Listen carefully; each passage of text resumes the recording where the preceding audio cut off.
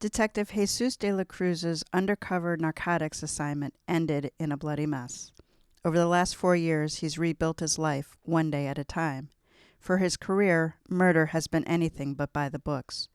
Read Cruz's first story, Exacting Justice, by me, TG Wolff, and then follow him through Driving Rain and Raising Stakes. His fourth case, Playing Dead, is coming spring 2024.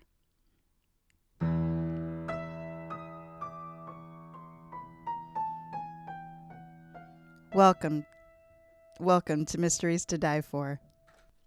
Jack's glaring at me because I screwed up. Wow. And then I couldn't find the on button on my mic. Anyway, all right. Let's but it's let's live. Try that again. No, okay. No. Okay. No. Don't edit it out. We won't edit it. I didn't think you would. No.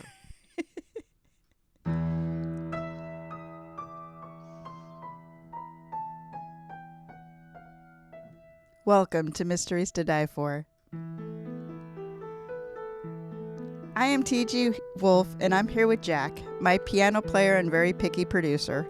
This is a podcast where we combine storytelling with original music to put you in the heart of murder, mystery, and mayhem. Some episodes are original stories. Others will be classics that help shape the mystery genre we know today. All are structured to challenge you to beat the detective to the solution.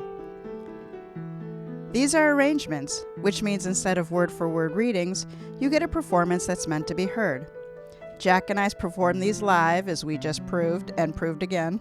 Front to back, no breaks, no fakes, no retakes, unless the dogs start barking.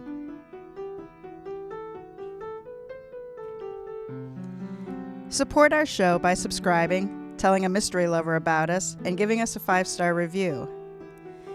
And mystery readers, check out our print and ebooks. Last season's companion, A Word Before Dying, is available in trade paperback from Amazon and ebook everywhere. To celebrate the start of our new season, the ebook is available for 99 cents and trade paperbacks have been discounted. This is season 5, Move It or Lose It. This season contains original stories paying homage to the vehicles that propel mysteries forward. A train was the setting for Agatha Christie's famed Murder on the Orient Express. A riverboat then took center stage on Death of the Nile. Cars have been prominently featured in American crime stories with the glory of the getaway vehicle. And then there are the heists, from carriages to trains to armored trucks. For episode 2, an ambulance is a featured vehicle. This is Finding Fault by me, TG Wolff.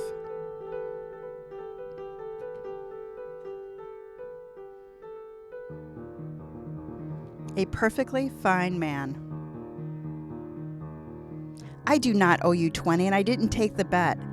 Cleveland detective Jesus de la Cruz stepped off the elevator, putting distance between him and the man who was born arguing. The hell you didn't, Cruzy. I said, I bet you 20 the Guardians were going to roll through August, and you said, right. Bet made. Cleveland detective Matt Yablonsky was as oblique physically as his current argument. Bald with no neck and a copper beard, he was often mistaken for a man who should be in handcuffs instead of the man carrying them. Cruz scowled at his supposed best man. When I said right, I meant I was done with the conversation, not taking the bet. Besides, I bought your lunch. I forgot my wallet, Yablonsky whined. The chiropractor said I shouldn't carry it in my back pocket anymore. It's messing up my spine. Homicide Captain Kurt Montoya stepped out of the closet that masqueraded as a conference room, closing the door behind him. Cruz, perfect timing. Got one for you. You too, Yablonsky. Cruz was homicide. Yablonsky narcotics. If the captain had a case for both of them, it involved death and drugs. Mrs. Christine Wussman is asking us to investigate the death of her husband, Montoya said. David Wussman died 2 days ago of a drug overdose. He was 37 and, according to his wife, hadn't touched anything stronger than 10-year-old scotch since law school. Cruz reached inside of his coat for his notebook. She wouldn't be the first wife to be the last to know what her husband was shooting into his arm. Does she have any real reasons to believe it was anything more? I leave that to the two of you. Brief me after, Montoya said, then returned to his office. Yablonsky elbowed Cruz. "I bet you 20 that he OD'd." "No, you ass, I'm not betting you." Cruz opened the door before Yablonsky could argue. "Mrs. Weissman, I'm Detective De La Cruz. This is Detective Yablonsky. Captain Montoya said you have concerns about your husband's death. I'm sorry for your loss," he said, taking the chair across from the widow. "Very sorry for your loss," Yablonsky echoed, as he took the chair next to Cruz. The woman seated at the table was dressed in black. Her hair hung around her face, stringy from where tears had soaked it. Her eyes were puffy, and her upper lip was rubbed raw from crying. "Thank you, detectives. Ever since I got the call, I've been crying. I can't seem to stop. But that doesn't mean I'm hysterical." She looked Cruz in the eyes, and then Yablonsky. "I'm not hysterical." Cruz reached down to the small table in the corner and retrieved a box of tissues. "Tell us about your husband." "David," she said, taking one of the tissues and pressing it to her eyes. "We met when he was in law school. I was still an undergrad. We've been married for 11 years, and we have 3 children. David was the assistant coach on our 8-year-old's basketball team. He was a good husband, a good father, and a good lawyer." She steeled herself, clenching the tissue in a tight fist. "He was not a drug addict, and he did not kill himself." "He died 2 days ago. Is that right?" Cruz asked. The widow nodded.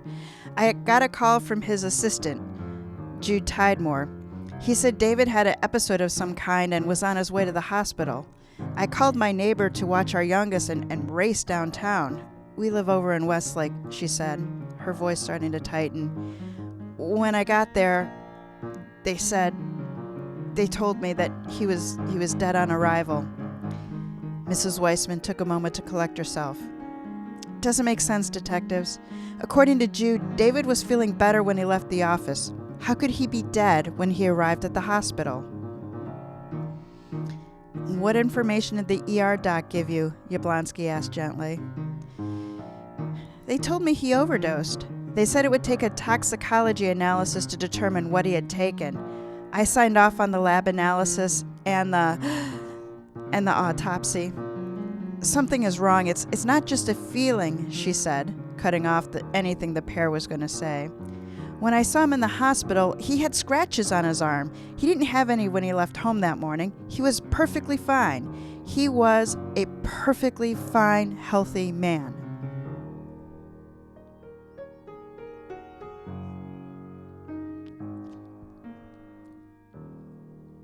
A case of the nods.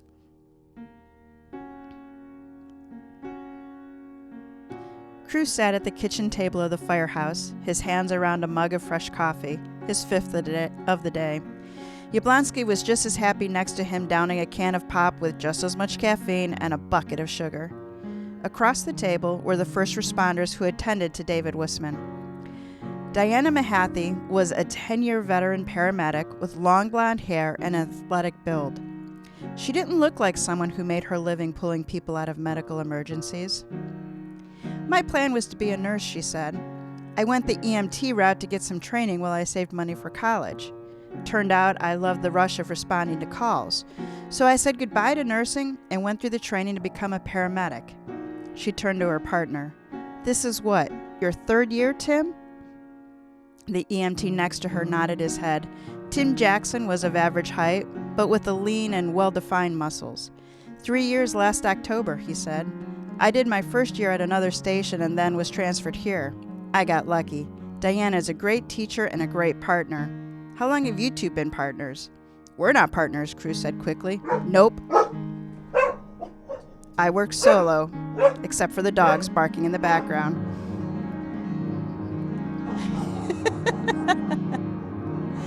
And chaos ensued. Hold on. We will now cut to a commercial break. Hi, has you or a loved one ever suffered from dogs barking in the background of your podcast? Mysteries to Die For brings you their latest and greatest project, having less dogs. Have too many dogs? Well, don't. For $0 down and $0 per month, you could have a quieter lifestyle. Does this mean you can't own any dogs? Of course not. Just don't adopt 4. I know they're cute, but have a little self-restraint. Other products from Mysteries to Die For include having less cats. Does your house stink because you let your 4-legged friend take a dump in your living room? Well, with having less cats, it doesn't have to. Now, back to your regularly scheduled program. And we're back. We're not partners, Cruz said quickly. Nope, I work solo, Yablonsky said at the same time. Cruz scowled at Yablonsky, who gave him the same look back.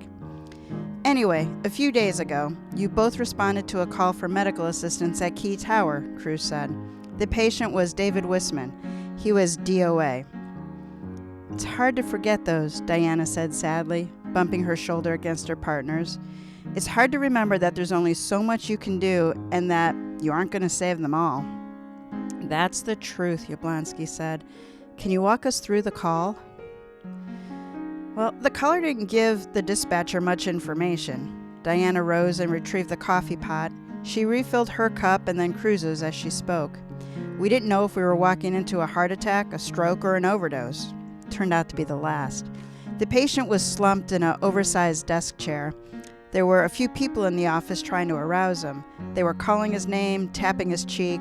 He was in that space, the one between conscious and unconscious. Tim moved the coworkers out of the office while I examined Mr. Wiesman. He was doing the nod all right. You know what I mean. That vacant head bob drug users do in response to every question. We didn't know what he had done. I suspected cocaine and fentanyl, Tim said. His assistant, a guy named Jude, said that Wisman had been running a meeting just 20 minutes before, going like 100 miles an hour. No one could keep up with him. Sometime later, Jude went into Wisman's office and found him slumped in his chair. When he couldn't get a coherent response, he called 911. Cocaine and fentanyl will rev a guy up and then send him into a tailspin. Tim shared his suspicions with me, Diana said, and I administered a dose of Narcan. It wouldn't have an effect on cocaine, if that's what he'd taken, but it would counteract any opioid. After a minute, the patient came around enough to transfer him to a stretcher. Everything seemed to be routine until we got into the ambulance. I was in the back with the patient while Tim drove. Standard protocol for a case like that. But almost as soon as we pulled away, he became violent. 1 minute, he was lying there. The next, he was grabbing my arms. Diana stretched her arms out, showing bruises up her forearms. He thought we were kidnapping him or something. He was strapped in, but he still got me a few times. She tilted her head to show a light bruise on her jaw. I was practically on top of him, holding him down, yelling at Tim to get us to the hospital. I've never driven so fast, Tim said. Diana shook her head. Wasn't fast enough. Wisman seized, going rock solid for, 5 seconds, 10. It felt longer, but you know how that is. I backed off of him and he seemed to be coming out of it, but then he just kept right on going. He coded. I started CPR and continued until the ER staff took over. We heard they pronounced him dead. Tim put a hand on Diana's bruised arm. I don't know what else we could have done. I could have used the second dose of Narcan, she said. He responded so well to the first dose, and there wasn't a reason to dose him again. At least I didn't think so. You have to go with your gut, Yablonsky said. We have to believe in our gut and our training, or we'll spend our lives second-guessing ourselves. You don't know what else was going on, Cruz said. Maybe there was more in the drug than cocaine and fentanyl. Maybe he was allergic. Maybe he had a heart condition. Maybe. Was there anything else noteworthy? The assistant, Jude, was a ghost. He was so pale, Tim said. He said and did all the right things, but it didn't feel real. One of the other lawyers came in while Diana was working on the patient. Remember him? The old guy? Diana asked, waiting for Tim's nod. He asked how Wisman was, and when I said things looked good, he said, too bad. Cruz's phone chimed with a push notification. He showed it to Yablonsky. Looks like the ME's report is ready. He wants to see us. Maybe we'll learn something about Mr. Wisman's recreational habits. Thank you both for your time. Diana rose with Cruz and Yablonsky. No problem, detectives. Anything we can do to help. Out of curiosity, Tim said, walking them through the door into the large garage. What brought you here? It's not often we get a call on a routine OD. His wife doesn't think it's routine, Cruz said. He was a high-end lawyer, not a street corner junkie. She isn't buying that her husband was getting his nose dirty. Do you mind if I take a look in the ambulance? Cruz made it a question, but had already opened the back door and was climbing in. Tim looked at Diana and shrugged. Sure thing, Cruz. Just so you know, that ambulance has been on a dozen runs since Wisman. I get it, Cruz said. It's just I haven't been in the back of one of these when I haven't been unconscious or concentrating on the person on the stretcher. He stood tall, his head a mere inch from the ceiling. Not as big as they look from the outside, are they? There's a lot of gear in there, Diana said. This baby cost the city over $250,000. Cruz looked around, gauging the space. There was a place for everything, and everything was in its place. The floor's clean enough to eat off of, he said. Yablonsky choked on the idea. I gotta get you out more, Cruzy. Cruz ignored him. Help me understand, Diana. What were you doing for Wisman while he was in transit? Diana rested her hip on the bumper. Like I said, he was reacting well to the Narcan, so I was largely monitoring him. Blood pressure, heart rate, oxygen levels. With the opioid in check, he was going to have to ride out the coke. While we were loading him, if you told me he was going to be DOA, I would have called you a sucker. Westman was sick, but he wasn't dying. I don't know what kind of drug he did, but I pray to God there isn't more of it out on the street. I hear you, Yablonsky said. We all hear you.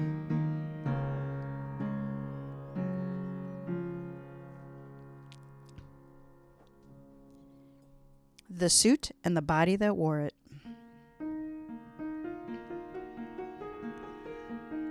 University Circle was one of Cleveland's centers of culture, art, and learning.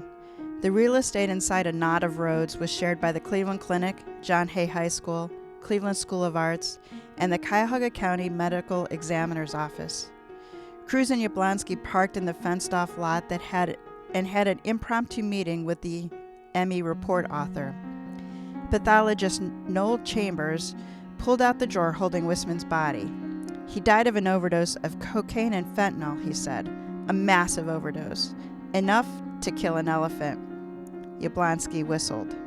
Chambers rolled his eyes. Not literally, but far more than an experienced user would take. Cruz studied the corpse of the man who, even in death, looked ready to walk into a courtroom. So he wasn't experienced, Yablonsky said. His wife suspects he was murdered, poisoned.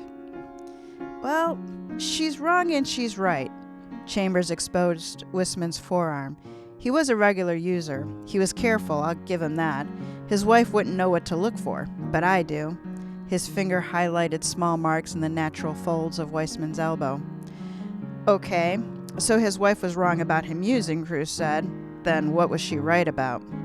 Oh, that he was murdered, Chambers said. I don't know if it will hold up legally, but something weird went on here. The fingers of his left hand were caked in white powder. We aren't talking trace. It was like he dragged his fingers through powdered sugar. I also found the same powder inside of his nasal passages. Tox showed it was the same drug as in his system. Chambers turned the arm back over. He was held down or tied down. This bruising happened shortly before his death. It's on both arms, heavier on the left. The paramedic said she restrained him, Yablonsky shared. He was combative to the point of giving her a bruised jaw. With the amount of cocaine and adrenaline in his system, I'd believe that. Chambers pulled the sheet back over Wisman. I've seen a lot of overdoses in my day, but this one is weird. The official cause of death is acute coronary syndrome resulting from cocaine toxicity. Whether it was self-induced, he pushed Wisman back into the cooler. I vote for no.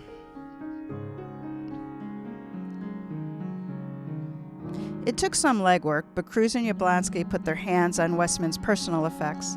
They were at the hospital awaiting the decision on if the criminal element would turn the effects into evidence. Cruz removed the stack of folded clothes using gloved hands and began his inspection. Yablonsky had the shoes and smaller items at the bottom of the body. The bottom of the box. I've never seen a watch this nice. I think I know what I want for Christmas, he said. You think the watch is nice? Check out this shirt. Cruz draped the white button down over the back of the chair. I bet it costs more than 4 of mine. It's clean. Yablonsky pulled cufflinks out of the bottom of the corner box. We definitely got into the wrong line of work. Cruz went to the pants. Clean here, too. Nice shoes, Yablonsky said. Not my style, but nice. Using the chair back again, Cruz held out the coat and examined it. Potential residue in the left pocket. Shine a light in here for me." Yablonsky obliged, taking a look himself. Who puts coke in a coat pocket? Maybe the baggie was lost in transit? Cruz took a look at the right pocket. This one's clean. We'll collect the sample and process it. Even if Mrs. Wisman's wrong about her husband's drug use, it might be enough to connect his dealer to the dead body. Yablonsky retrieved a trace sample kit. "That's what I love about you, Cruzy. You're an optimist. Where to next?" The doors opened on the 29th floor, and Cruz and Yablonsky were wowed. It wasn't the gray and beige carpet that caused the detectives to stutter step. It was the large black metal WOW hanging on the wall opposite the elevators. Waterman, Olzer, and Wisman, attorneys at law. To the right were heavy oak double doors, large and imposing. Yablonsky led the way through the door and into the leather-furnished lobby.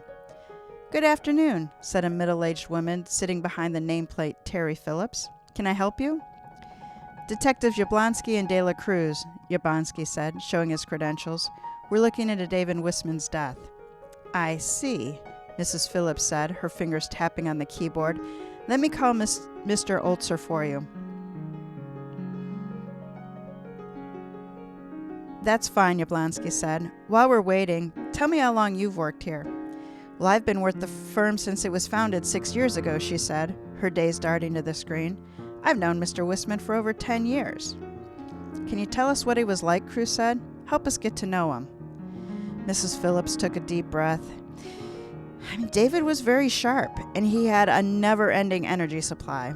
When Tony and Nathan, that's Mr. Waterman and Mr. Olzer, decided to leave their last firm, David was the only associate they took with them. "Have you noticed any changes in Mr. Wisman over the years?" Yablonsky asked.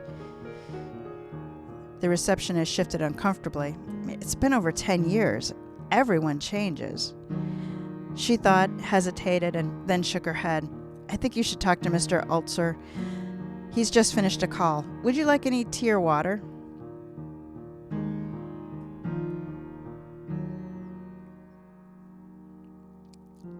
The scene of what might have been a crime.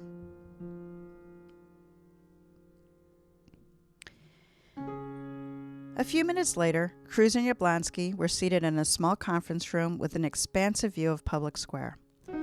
Cruz stirred a second sugar into his coffee as an older man entered the room. In his late 60s, Nathan Olzer was a large, square man with a sour expression. "Gentlemen, I understand you're investigating the unfortunate death of my partner, David Wisman." His voice was a low bass, nearly monotone, and gave the impression of complete authority. Cruz and Yablonsky rose, introducing themselves and showing credentials. "Mrs. Wisman suspects her husband's death was neither an accident nor by his own hand," Cruz said. "More like she hopes," Olzer said. "Have you met the woman? She lives under the illusion that her husband was perfect. Really, she wouldn't tolerate anything less." Cruz logged the flurry of thoughts flooding his brain about the wife to focus on the victim. "You weren't under the same illusion, though. In what way wasn't Mr. Wisman perfect?" Olzer, standing still, his fists deep in his pockets, said, "His competitive nature had turned ruthless. He rode his associates to the break point, did the same to our clients. He was on thin ice with 3 judges, and then there was his coke habit. He used petty cash to hide it from his wife. Our office manager discovered it last week and brought it to me." "He embezzled funds," Cruz said. "What did you do?" "It's hardly embezzling," Olzer said grumpily. "He's a partner in this firm. Still, I directed accounting to take it out of his paycheck. I told him not to do it again and to get help for his problem." "How much did he take?" Yablonsky asked. "And how did he respond to your suggestion?" "It totaled $3,000 by the time he was caught. And as to how he responded to my order, he apologized and he said it wouldn't happen again." "In other words," Yablonsky said, "he wasn't warm to the idea of getting help." "No," Olzer said. He denied he had a problem. With this line a dead end, Cruz took the conversation in a different direction. "Tell us what happened Tuesday afternoon. Do you mind if we sit? It's easier to take notes." "I suppose," the older man said gruffly. David led a strategy session on a new case for one of his clients.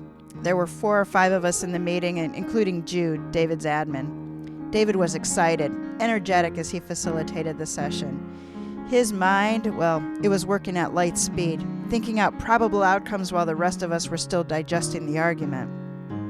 We wrapped up somewhere around 2. I took a phone call and then I went to his office. After the words we had over the loan, I felt I needed him to know how well he ran the meeting. I found him at his desk, engrossed in his computer. I said my piece and then went back to my office. Describe his demeanor, Yablonsky said. Otzler thought before speaking. Well, he was calmer than he had been before. Relaxed, even. Was he wearing his suit coat? Cruz asked. No, Otzler said without hesitation. It was hanging from a hanger on his coat tree, just like always. Cruz wasn't expecting the answer. Perhaps Wissman had been wearing the coat when he did the coke, before going to his office. It was likely, he decided, since it sounded as though Wissman had been feeling the drug's effect during the meeting. Aside from taking the loan from petty cash, had Mr. Wissman had any other trouble recently? Cruz asked. Otzler's frown deepened.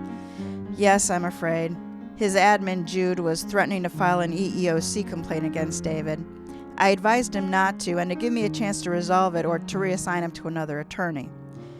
The truth is, Jude's issue with David has nothing to do with Jude's LGBTQ+ status. I was and am confident that the complaint would have led to nothing but bad press.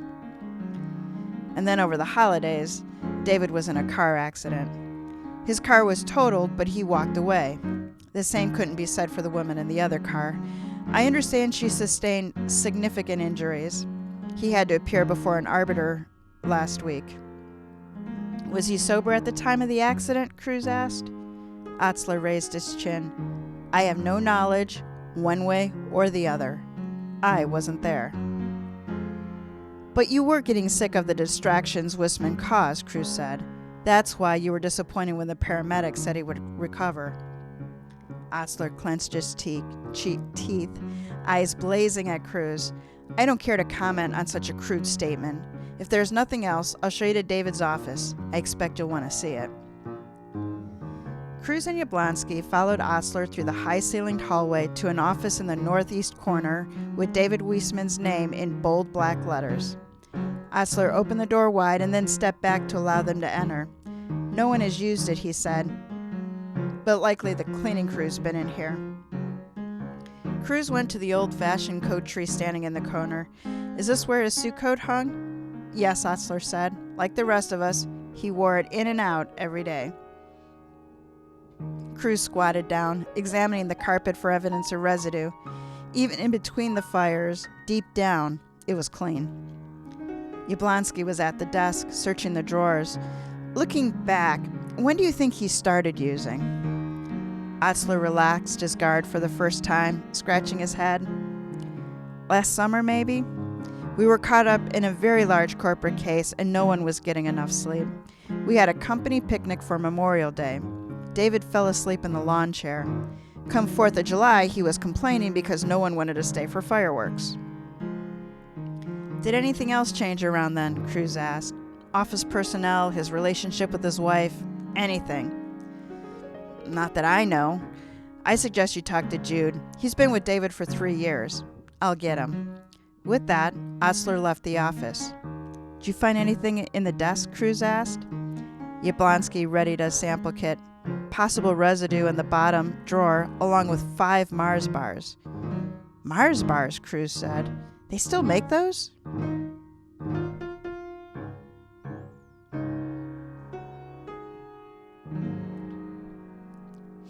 A hostile work environment. Otzler came back in the door, a tall man behind him.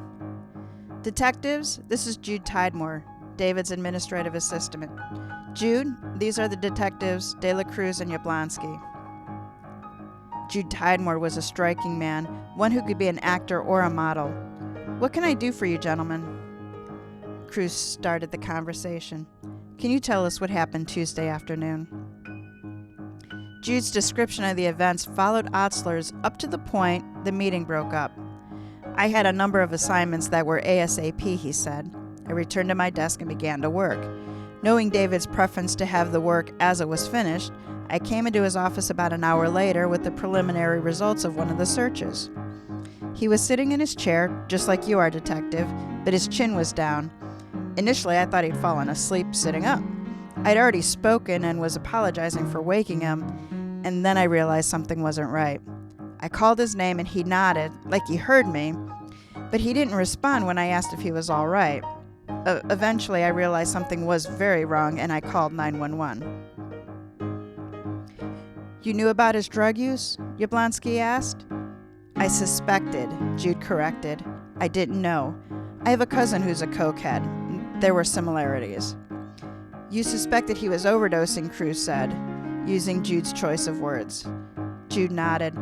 Something wasn't right, and he needed more help than I could give him. I called 911 and I stayed with him until the paramedics arrived. Did you go through his desk or office while you waited? Cruz asked. No, Jude said. Why would I do that? Cruz ignored the question and asked another. Do you know where he kept his supply? Jude shook his head. I never saw him do any drug. If I suspected, it was because of his erratic behavior, not because of anything I witnessed.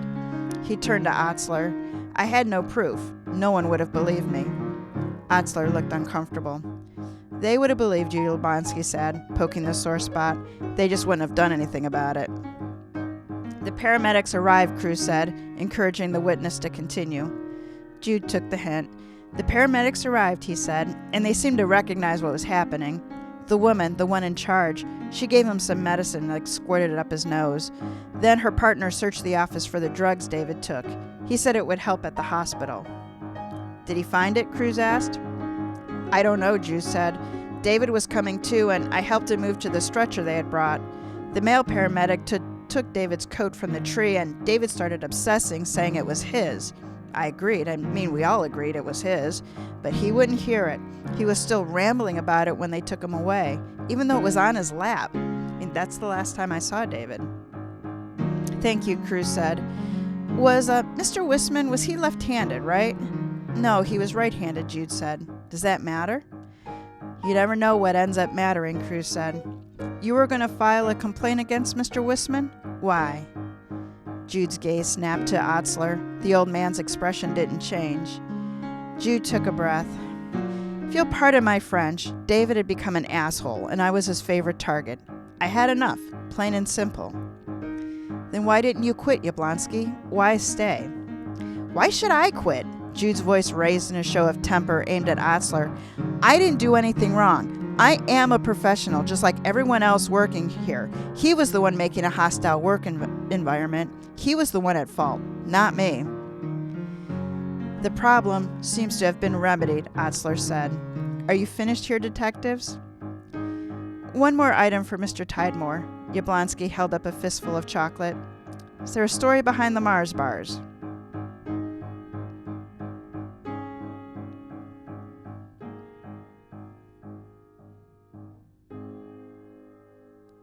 Penny candies and other lies.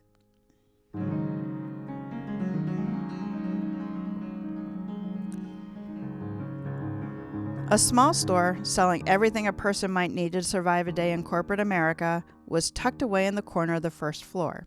It wasn't seedy with a polished marble floor, but it was dark and shadowy and gave the impression of secrecy. Paco Lopez rang up the order for a woman in 5-inch heels. She flirted, he flirted, she paid, he kept the change. It obviously wasn't a first for either. I got this, Yablonsky whispered to Cruz, followed my lead. Then he sauntered into the small store, waiting until the woman exited before he spoke. It's been a long time, Paquito. Remember me? Diablo Blanco, Paco said, stepping away from the counter. I'm straight. Yeah, you're a regular arrow, Yablonsky said. Tell me about David Wissman. Paco put on a good, confused expression. Who? I don't know anyone with that name. Mr. Mars bars, Yablonsky said, holding up an evidence bag containing 5. He had a taste for them, just like he had a taste for cocaine. What do you know about that? Nada, nothing, Paco said, waving his hands back and forth. Funny thing is, Yablonsky said, his voice soft, David Weissman developed a taste for Coke the same time he started binging on Mars bars. When did you start working here, Paco? In May, he said, but that is all. All? All what? Yablonsky asked. Mars bars is all. Weissman liked his chocolate, Paco said adamantly. Weissman is dead, Paco. He OD'd on dirty Coke, Yablonsky said. Did you sell him that shit? Paco shook his head. Chocolate, and sometimes Mountain Dew. Yablonsky leaned in and got ugly. Who else did you sell Mars bars and Mountain Dew to? Huh, Paco? Many customers, Paco said, keeping his cool. It's a big building. Yablonsky nodded, as if accepting the answer. So, if I search this place, all I would find is chocolate? Paco lifted his chin as if he suddenly remembered he had a spine. You have a warrant? No? Bye-bye, Diablo Blanco.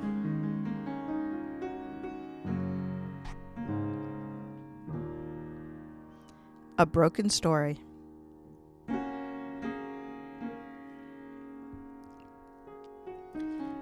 Cleveland's West Park neighborhood wasn't very different from Cruz's own.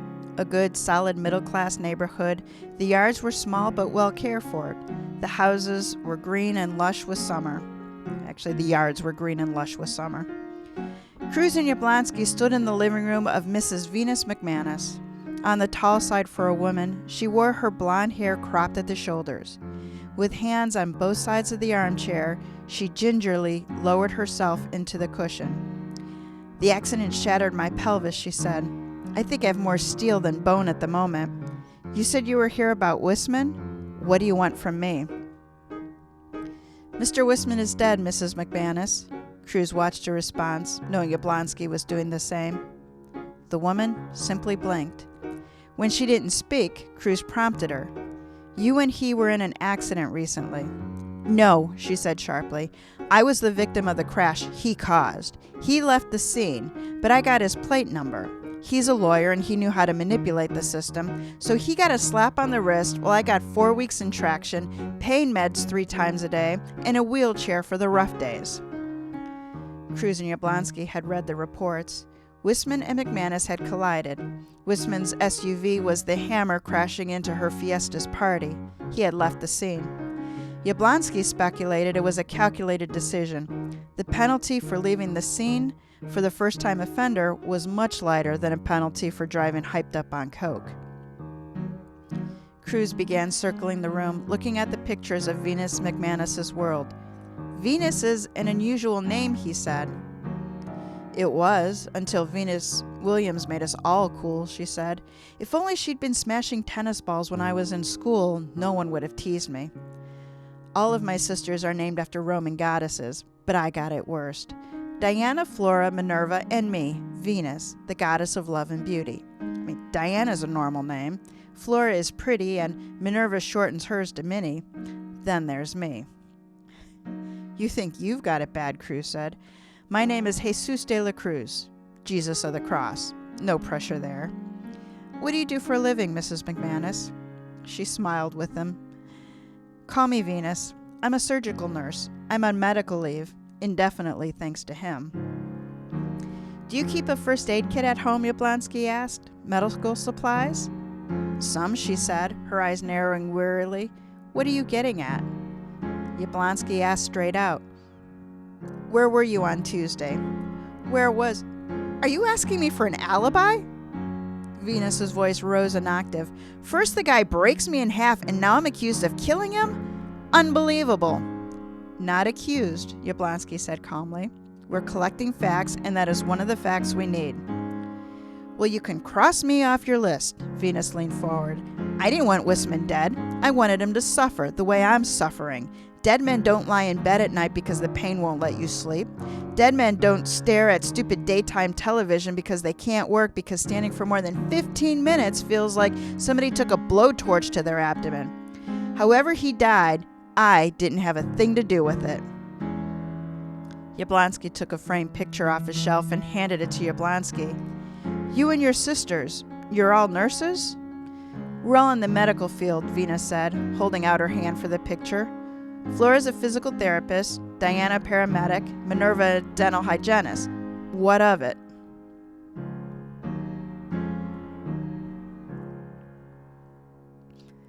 Loose ends and other stragglers.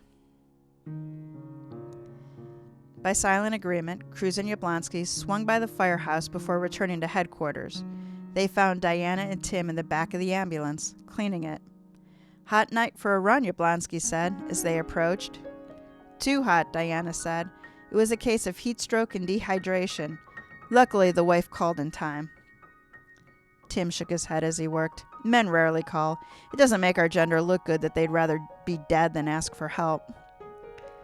Finished with the requisite small talk, Cruz opened the conversation. Diana, we paid a visit to your sister today, Venus McManus. Is there a reason you didn't disclose that your patient was the man involved in your sister's accident? Diana straightened up, tossing her hair over her shoulder. It was irrelevant. I didn't know who he was until the next day. I took Venus out for lunch and told her about the run. I was still worked up about the way he died and needed to talk about it. She recognized the name. Not you, Cruz asked. Not until she put it together, Diana said. I never met him, never seen him, couldn't have picked him out of a lineup. Honestly, I'm glad I didn't know who he was. Because, again, being honest, I don't know if I would have worked on him. Tim gave her shoulder a light squeeze. You would have. You're the better person. She gave him a small smile before turning back to Cruz. I did lie about one thing. I'm not tore up about him dying. Cleveland is better off without him. Back in the car, Cruz looked at Yablonsky. One more interview to do. I know, but then I want some dinner. Something good, Yablonsky said. Call Aurora and see if she wants to meet us. Let's pay the visit first, Cruz said. They drove west in the thinning rush hour traffic. Who is Paco the Candyman? Oh, he's a lower level pusher with Venezuelan ties, Yablonsky said. When I get into the office tomorrow, I'll see what we have on him in his little store. I gotta admit, it's better than standing on a street corner and puts you front and center to clients. Cruz thought about it. Why would he have killed Wissman? Maybe he threatened to turn him in? Maybe, Yablonsky said. Even if Paco sold him bad shit, he didn't shove it up his nose.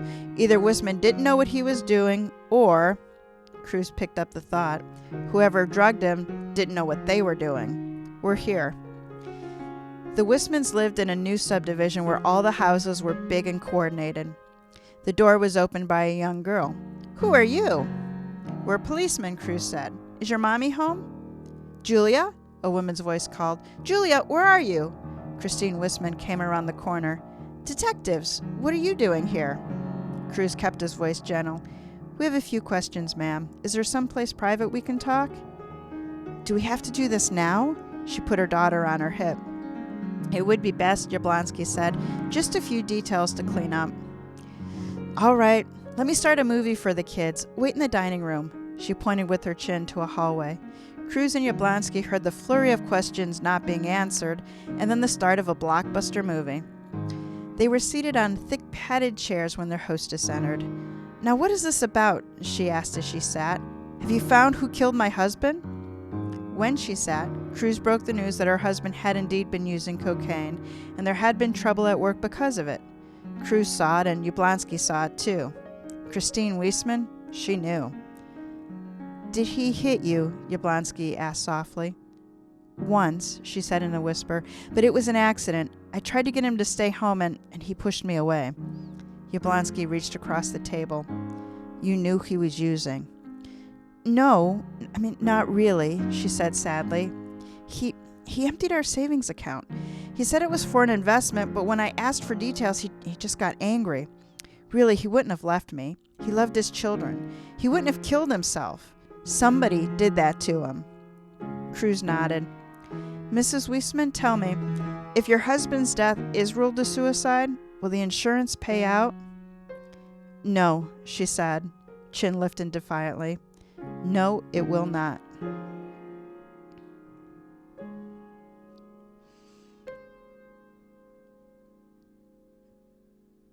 You need one more note. There you go. All right, we reached the deliberation. You're leaving me hanging there, Jack. You did not resolve that phrase. I'm going to be honest with you. I lost track of it. I thought that was the resolve. Okay, so we're at the deliberation. Montoya has dumped a messy one in Cruz's and Yablonsky's lap. So David Wisman was not the angel he was said to be, and plenty around him had reason to be happier with his exit. So here's the characters in the order of their appearance. We have Christine Wisman, the perfect widow of the perfect husband. We have Diana Mahaffey, the paramedic who took one on the jaw as she tried to save Wisman's life. Tim Jackson, the EMT partner who broke every traffic rule trying to get Wisman to the hospital. Nathan Otzler, the law partner who is really getting tired of cleaning up after his partner. Jude Tidemore, the assistant who is fed up with the toxic work environment. Paco Lopez, purveyor of chocolate and other tasty treats. And Venus McManus, the woman severely injured in the accident that Wisman walked away from. All right. Wait, you want the clues or you want to lodge your guess now? First of all, I want to say this story is unrealistic. The lawyers wouldn't have talked that much. They're lawyers. They would have. The second you said, "Oh, he just starts talking," I'm like, "What are you?" No, he wouldn't do that. It's a short story. I got 8,000 words to get it all on. I couldn't have dealt with everything. I knew why you did it. I knew that it wasn't. But I was just thinking, like, they would never do that. They would never do that. But I needed them to. I know. Especially the grumpy old guy. He just would have said nothing. But they sounded more lawyerish at the end of the interview where they were just kind of like, "No, be gone. I don't have to answer these questions," kind of thing. And I was like, okay, that's what they would do. I really noticed as I started watching TV since we've been writing these, how people exit scenes. It's like, can I go now? It's like, well, no, you're in the middle of a question. I'm like, oh, they need to end the scene. So, yeah. Can we be done now? You want the clues? You can say the clues. Okay. Here's the clues as presented. Weissman began doing cocaine about the same time he began binging Mars bars. He overdosed in his office. He was treated with and responded to Narcan. He was lucid when he was taken out of the law office. His primary concern was for his coat. Weissman died of a massive overdose of cocaine laced with fentanyl. Residue was found on his left hand and in the left pocket of his suit coat. Weissman was right-handed. Christine Weissman claims her husband was worth more to her alive than dead because the insurance wouldn't pay out if it was suicide. Diana Mahaffey claims not to have known that Weissman was the man who injured her sister. She did the best she could, but she wasn't sad that she failed. Tim Jackson claims the same as his partner. He was doing his job. Nathan Otzler, despite him talking, wouldn't actually talk about it. Jude Tidemore claimed he just wanted respect. He didn't want his boss dead. Paco Lopez claims he only knows about candy bars and Mountain Dew. And then Venus McManus claims that she wanted the man to suffer, not die. So here's the thing. I believe Venus and Diana are innocent for the sole fact of they seem too obvious. However, the weird relationship that Diana and Tim had, the way they talk to each other is just kind of creepy. And like, you two are coworkers. Why are you talking about each other like you're in some like soap opera? Like, what is happening? Boy, that's funny. Okay. I don't know if you caught on to that because I know you wrote it. I did not but catch like, on to it. It was he's like, it's okay, man. You did the best you could, and that's all we can do. I'm like, what are you talking about? Are you an adult? Are you in High School Musical? What is happening right now? You're in Oklahoma. What is this? So I immediately thought it was Diana. Okay. Especially after the reason I don't think it's her is because after Venus said that Diana was her sister, I was like, oh, now it's too obvious. It can't be her. You have gamed these before and been wrong. I know. I have issues with that. So it's because I expect these to be more intricate, and then it's like, oh, I overthought it. It really was this. It wasn't. It was like, anyway. So who are you putting your money on? Your invisible money. Well, Tim feels too dumb. Tim's too dumb. Talking to you now and realizing that was an accident, I realize, okay, it might not be Tim. I wouldn't be surprised if it was Tim, if they were like secretly in love or whatever, and Tim decided to do it. Or if Tim was in love with Venus. I don't know. That wouldn't make sense. I don't think it's any of the lawyers. They don't seem stupid enough to do that kind of thing. And I don't think it's Paolo. Is that his name? Paco. Paco's Tacos. I don't think it's him because he's just not a significant enough character. You know, he's clearly the dealer, but... Yep. Okay, so your money's on Tim. I guess my money's on Tim. All right, everybody. It's time to lodge your own. You can comment in whatever app you're listening through on Jack's comments on who did it. And let's start a little dialogue here. As we start, no blood, no foul.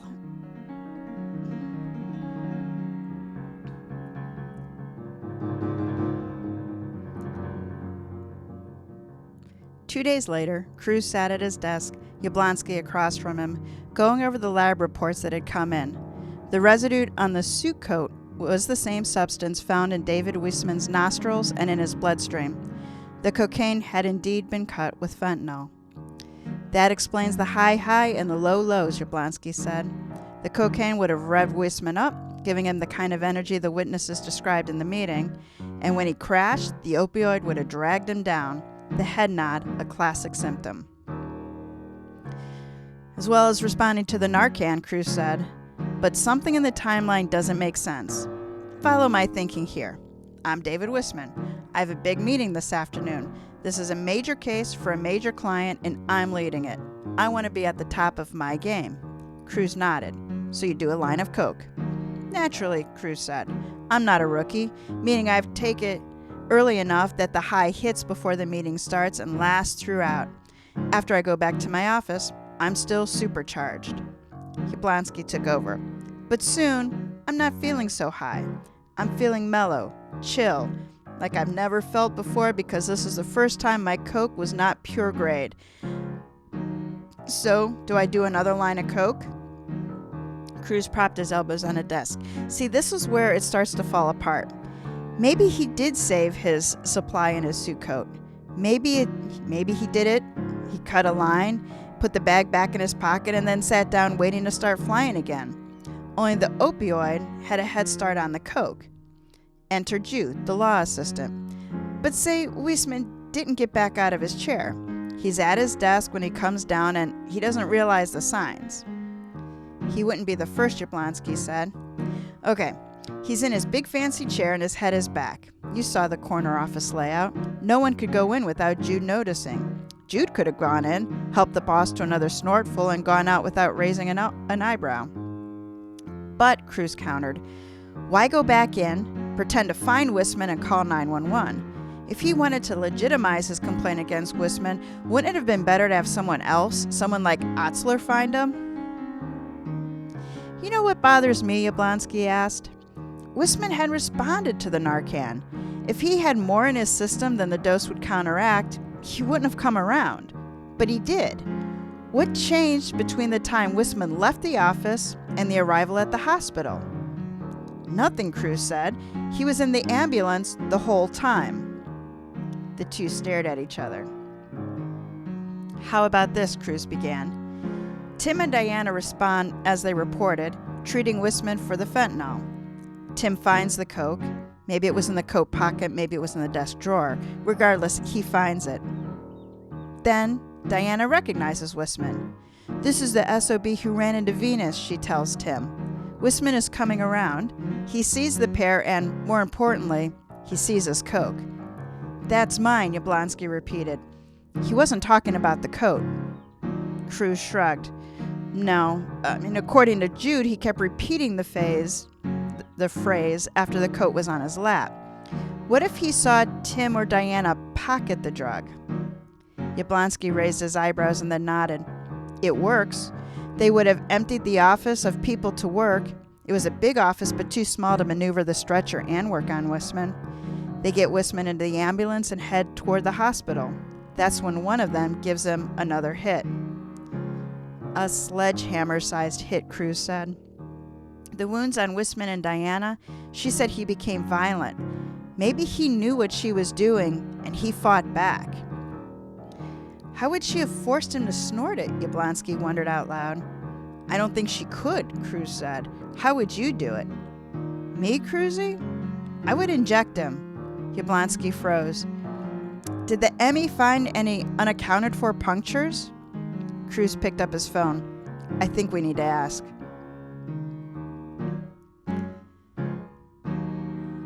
That evening, Cruz and Yablonsky went to the home of Diana Mahaffey. They found her house dark. They gambled and drove to the home of Venus McManus, her sister. Here, the lights were on. Cruz rang the security-enabled doorbell and then stood back with Yablonsky and waited. Diana opened the door, the smile on her face slipping at the sight of them. She didn't invite them in, instead using her body to keep them out. Detectives, this is a surprise. Is this about Wissman? What do you want with my sister? Can we go in and talk? Yablonsky asked. It's a little busy out here for a conversation. Diana tilted her head and looked him straight in the eyes. Unless you're going to tell her that his estate wants to settle the suit, I don't think there's much to talk about. Diana, who's there? Her sister called. It's the detectives who are investigating Wissman's death, she answered. Why are they here? Venus asked. That's just what I asked, she said to her sister, and then turned back to Cruz and Yablonsky. Why are you here? We just want to talk, Cruz said. Then he raised his voice. We just want to talk, Mrs. McManus. It'll just take a few minutes. Diana, let them in, Venus ordered. It's too hot to stand there with the door open. Reluctantly, Diana stepped back to let Cruz and Yablonsky in. I thought we were friends, Yablonsky said as he passed Diana. What's with the cold shoulder? She shook her head. Sorry, I'm just protective of my sister since the accident. She doesn't need any more bad news. Yablonsky gave her his best smile. How do you know we're bad news? Diana closed the front door. 2 detectives show up at her door after hours? What could be good about it? Venus was sitting in the same armchair as when they had visited.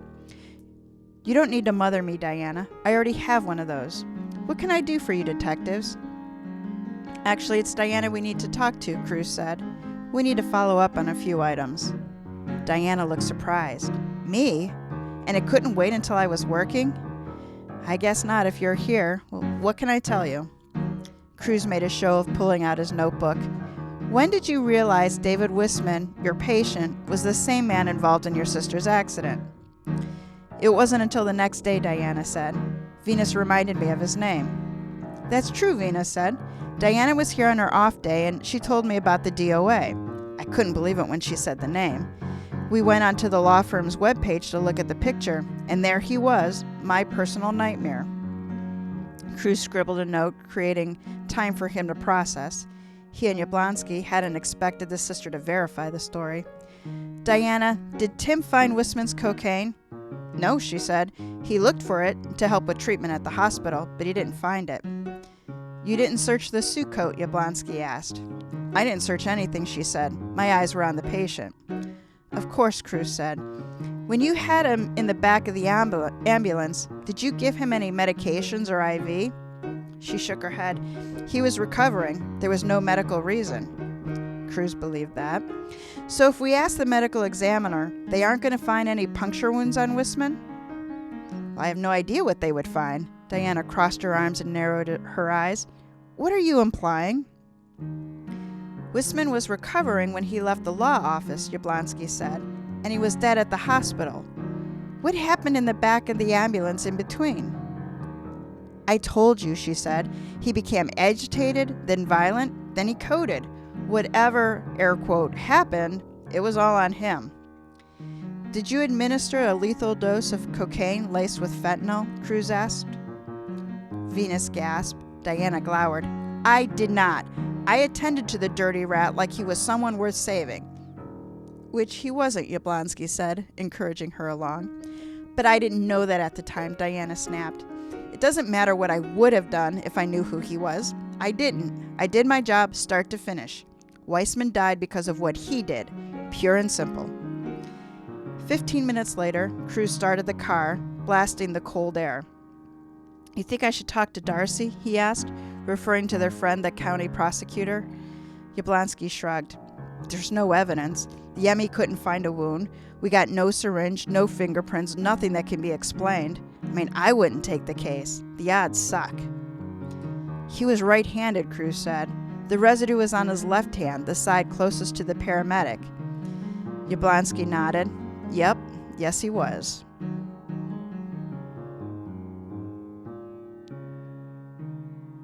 And that's where it ends. That's the end of the darn story? That's the end of the darn Why would story. you do that to me, Mom? So, Diana did it. Uh-huh, clearly. With Tim supporting her. Uh-huh. But she, unlike everybody ever on a TV show, doesn't ever admit it. And so, as Yablonsky says, they don't have anything to prosecute her. They know. She knows they know. But she gets away with it. She gets away with it. I hate it when you make stories that's supposed to teach you a lesson of, well, they don't always win. It's like that annoying Law and Order episode where it's like, oh, I guess she just gets away with it. Well, I didn't do that because of that. So Diana Mahaffey is a real person. She is my nail tech who I tell a lot of stories to. And she wanted to be in a story. And I'm like, well, who do you want to be? She's like, I want to be a paramedic. And so I was thinking of this story. And so I wrote it around Diana. And as silly as it sounds, because she is a real person, even though she is not a paramedic in Cleveland, I couldn't do it. I couldn't let her get caught. So it was an extra challenge for me to write it in a way that Cruz and Yablonsky would know that she did it, but she'd get away with it. Wow, that's cheating, Mom. It's not cheating. It's cheating. It's not cheating. So you see, the title, Finding Fault, was that Wissman was at fault for the accident that hurt her sister. But you couldn't figure out how to find evidence for it. Well, you can't find fault for her. So, yeah, she, since the court wouldn't find fault and hold him accountable, she did. And, yeah, Tim was at least an accessory. He did find the coke. Mm-hmm. So I'm not so sure that this was, like, premeditated medication. But, yeah, it was a tag team effort, but she did it. All right, well, I hate this. Anyway, it's a great story. I love how it was written. I hate the lawyers. They're stupid. It doesn't make sense. But other than the lawyers, this is pretty cool. So go ahead and comment. You can tell me how stupid the story was. Well, I thought other than the just some of the dialogue, other than that, it was like, I mean, maybe it's partially that I get the wrong impression from TV shows, but it's like the way they would like talk and joke. I'm like, you're at a crime scene, man. Well, I think the way they talk and joke, there is a gallows humor, and I don't know. I think that part isn't too far off. I will say that it sounds different in my head when I hear these characters' voices versus when I'm trying to read it with one voice. Even when I try to change my voice, I'm just not good at that yet. So there's so many times I'm like, boy, I need to learn how to do some inflection differently. But Tim and Diana were just weird. Well, I didn't mean to make them weird. He has a little bit of hero worshipping going on, and maybe that's what it was. It's just like, what are you sucking up to her right now? Do you have a thing for her? And that isn't explained. So it's just like, I don't know. That's why I was like, it's got to be him. When we do these, there's so many times when I write these, I have to start getting your input early because there's so many times it's like, it would have been way cooler if it had been Tim, although I promised Diana that it would be her. So you come up with like... Part of me is like, well, if it had been Tim, you would have Agatha Christie the heck out of it and been like, oh, it was this character who has like 3 lines, barely in it. You know? But I kind of want these to be solvable for anybody who wants to solve them. And that's why it's like, I was wondering about Tim, because it was like, he's not a real character in here, and you're not known to make it a character who has no interaction, because I know you don't like it when Agatha Christie writes those stories that you literally can't figure out. This one you did kind of have to do an addition by subtraction that, okay, the wife. So the wife wouldn't have killed him, and she couldn't have killed him the way that it happened. Yeah. She most likely at some point would have divorced him, but he really was worth more alive than dead. Yeah. Otzler, he's too old school to kill him the way he killed him. You know, I think he would have in some manner gotten him out of the law firm disgraced him and then just left him. Like, he would not have done bodily harm. I think it also would have worked if you did make him the killer and you made it so he got away with it because he's a lawyer. He literally knows how to manipulate it. I think it would have worked if you made him the killer too, for that resolve. But I mean, Diana's, the way that they were physically in an isolated scene, there's no one else there. They could control every aspect. Yeah. Paco did not try to kill one of his best customers. Yeah, I was just like, Paco isn't important enough. He's he's clearly the drug dealer, but I didn't want to believe he was a drug dealer. Like, I don't know, he seemed too nice.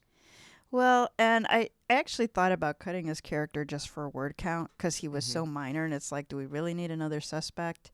But then it kind of fit in nicely, and there are cases where people overdose, and then the drug dealers are held responsible. But in this case, Weissman wouldn't have overdosed. He would have come around. Yeah.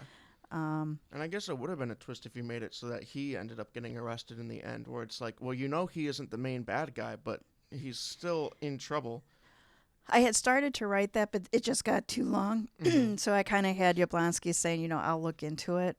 So they'll go back. But, of course, everything will have been cleaned up, and so they'll keep an eye on it. But that didn't have a place in this particular story. Yeah. I mean, there's a lot of ways you could end a story, Yep. And, I mean, the one thing I like about this one is there's some other stories we've had on here where it's like, dude, there's two suspects. Mm-hmm. And so with this one, it was like, it really could be anybody, man. I mean, it couldn't have been Venus. How would she have done it? Yeah, some she was still housebound. Like, how would these characters have done it? When you consider that he was conscious when he left the office and dead at the hospital, if you ignore everything else, it has to happen somewhere in that line. And there's only, I mean, when she said, I don't know, I guess it could have been another sister if you'd made it like someone at the hospital, but that wasn't the case. That wasn't the case. You could, could Jude have gone in and, drugged him again if it had happened before the paramedics arrived? Yes, but not after. Yeah. So it really becomes almost like I said, a addition by subtraction. I guess it could have also been if someone somehow got the drugs in him right before the paramedics showed up. Mm-hmm. You could say it took a minute to kick in. I don't know. I don't think cocaine does take long to kick in, but yeah. You're right. Then it could have been Jude or somebody. Then it could have been. Because then it would be plausible to say he was fine for like 10 minutes and then he just went spiraling for no reason. And I think he was conscious enough to know that she was killing him, and so he fought back. Yeah, when I Those heard were that, I was like, defensive that's wounds. just depressing, man. This guy is wired and strapped down. Well, and they're just not strapped down like an insane person, but held so he down. couldn't fall out. Yeah, exactly. They seatbelt you in. And it was just like, holy crap, that's such a terrifying way to go. Yep. These two paramedics just I don't know. I don't feel too bad for him. He drove coked up, ruined this woman's life, walked away, and then used his knowledge of... He had a wife. Well, he might not have had a wife for like 10 years, but he at least had kids. He has kids who don't have a dad now. If you think about that. Yeah, well, the other woman can't even walk without being in pain, and he needs to take responsibility for that. Think about the children, Mom. What about Venus's children, There's Jack? Does Venus have children? I don't know. I didn't get that far into her character. Who did? Oh, it was She's the wife married. who had children. I was like, there was a scene with children. Yeah. Oh, yeah. Anyway. All right, about good me. story. So, like you, I'm not one thing. I'm a writer, an engineer, a wife, a mother. What is first on the list depends on the day. Today, I'm a podcaster. Beyond the title I claim, I'm the person who loves learning and thoroughly enjoys a good puzzle, is creative, and gets easily bored. This story is an installment in my De La Cruz case file series, coming between Raising Stakes and Playing Dead. The series is set in my hometown of Cleveland, Ohio. In case you are wondering, I hold a Bachelor of Science in Civil Engineering from Case Western Reserve University and a Master's in Civil from Cleveland State University, which gives me absolutely no background in writing, but I do it anyway. Writing mysteries and engineering isn't as different as you think. Both require logic and process to get from start to a solution. Thank you to my brother Vito for coaching me on paramedics and ambulances. Find me at www.tgwolff.com. So that wraps up episode 2 of Mysteries to Die For Season 5. Please do support our show by subscribing, tell a mystering lover about us, and giving us a 5-star review. Check out our website, tgwolff.com/podcast, for links to the season's authors and shows. Mysteries to Die For is hosted by TG Wolff and Jack Wolff. Finding Fault was written by TG Wolff. Music and production are by Jack Wolff. Episode art is by TG Wolff. All right, Jack, the air is yours.